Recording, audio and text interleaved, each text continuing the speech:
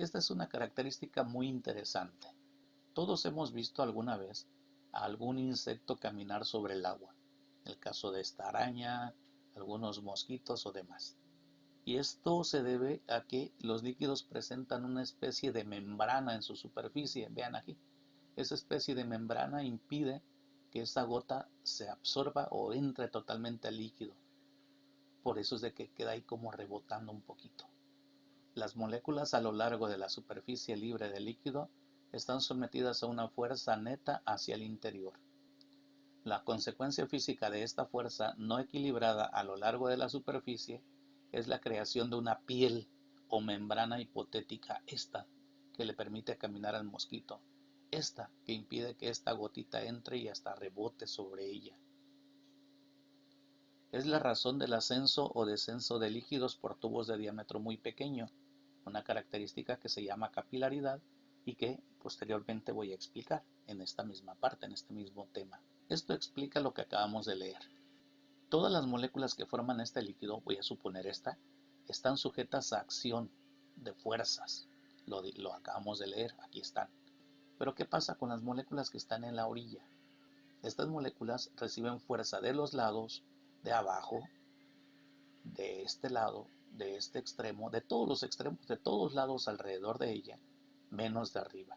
Esto es lo que hace que tome una consistencia como de membrana, como de una capa en la superficie. Y hay valores ya medidos de esta tensión superficial. El agua tiene una tensión superficial en newton por metro de 0.073. El alcohol tiene una tensión superficial de 0.0225 newton por metro y ahí hay otras sustancias más. Hay gente que se encarga de hacer estudios, cálculos y demás, y todas las sustancias conocidas ya les determinaron cuál es su tensión superficial.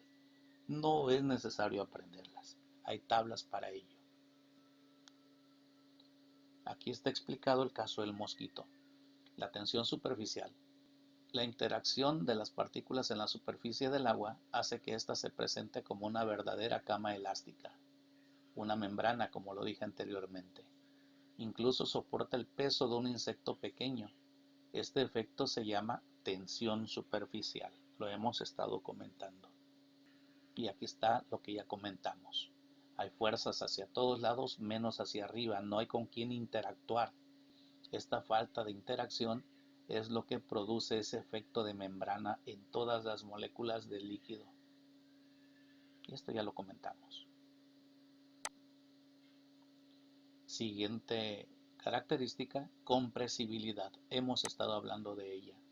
La compresibilidad es la propiedad de algunos cuerpos de modificar su volumen cuando son sometidos a una presión o compresión determinada. Como se ve ahí, se está comprimiendo. Los gases son en general muy compresibles. En cambio, la mayoría de los líquidos tienen una compresibilidad muy, pero muy baja. Y aquí vamos a ver el caso de la compresibilidad en un líquido.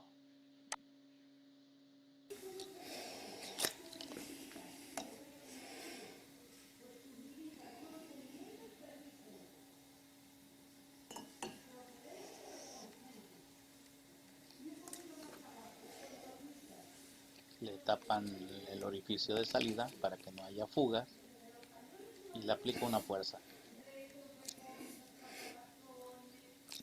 Observen que no se reduce el volumen, no hay compresibilidad.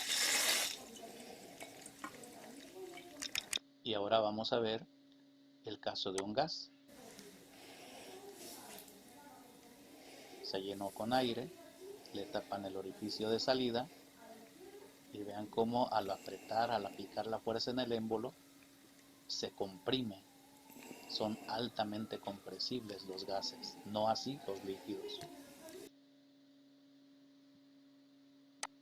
Siguiente característica, la cohesión. La cohesión es una fuerza. Se define como la fuerza de atracción entre partículas de la misma clase, por ejemplo las moléculas que forman los líquidos. Aquí tenemos la representación de moléculas, estas son moléculas de gas, estas son las moléculas de un líquido. Chequen cómo se desplazan, pero están unidas entre sí. Entonces la cohesión es la fuerza que une a las moléculas de la misma clase, del mismo tipo, Agua con agua, mercurio con mercurio, este lo habrán visto. Aguas, el mercurio no es una sustancia para jugar. A muchos nos llama la atención, pero es altamente tóxico para nosotros. Entonces no debemos de manipularlo. Si tenemos dos partículas de forma aislada, como en la siguiente figura, ahorita lo vemos, cada una de ellas se verá afectada por una fuerza que tiende a juntarlas y a aproximarlas entre sí. Ahí tenemos la figura. Tenemos dos moléculas de agua, esta es la molécula de agua, O, oxígeno, HH, H2O y lo mismo. Aquí aprovechamos, están las dos fuerzas, esta es la siguiente propiedad o característica que vamos a ver, la adhesión. Explico. La cohesión es la fuerza que mantiene unidas a las moléculas del mismo tipo, agua con agua, y la adherencia o la adhesión es la fuerza que mantiene unidas a moléculas de sustancias diferentes, por ejemplo el agua y el cristal, el agua y la tela, lo que ustedes quieran mencionar. Lo mismo con esta molécula, es la misma situación. Eso es la cohesión. Observen, no es algo complicado, no es algo difícil de entender. La adherencia, ya la comento un poco, se define como la atracción mutua, mutua quiere decir entre los dos, entre las superficies de dos cuerpos puestos en contacto.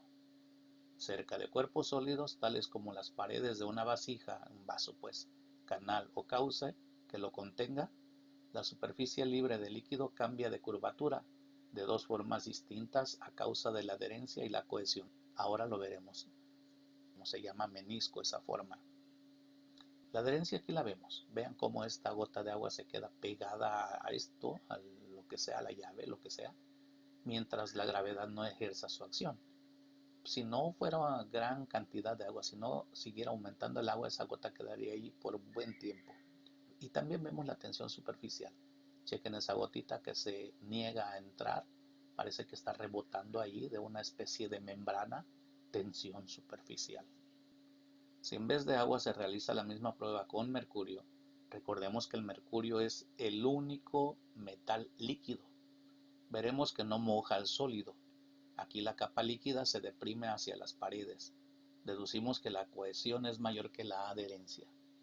Veamos este ejemplo.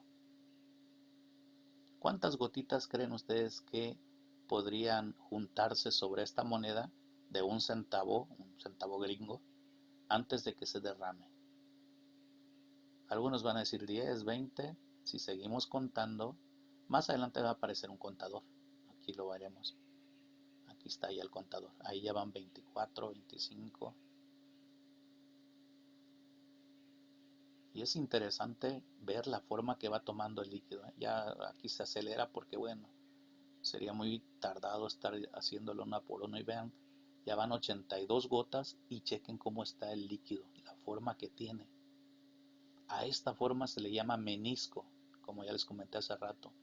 Y esta forma hacia arriba se le llama menisco cóncavo. En el caso del mercurio es abajo, es al contrario, es una depresión, es así como lo estoy representando aquí, y a ese se le llama convexo. Vean, 97, 98, 99, 100 gotas y no se derramó. Aquí ya van como 120, no sé cuántas, se perdió la cuenta. Hasta que vean cómo se está rompiendo. Aquí también vemos la tensión superficial. Esa tensión superficial es la que hace que no se separen. La cohesión también va ahí, las moléculas se están atrayendo entre ellas de tal manera que impide que se rompa esa barrera. Entonces ahí está cohesión, tensión superficial y adherencia, porque se está adhiriendo a la moneda.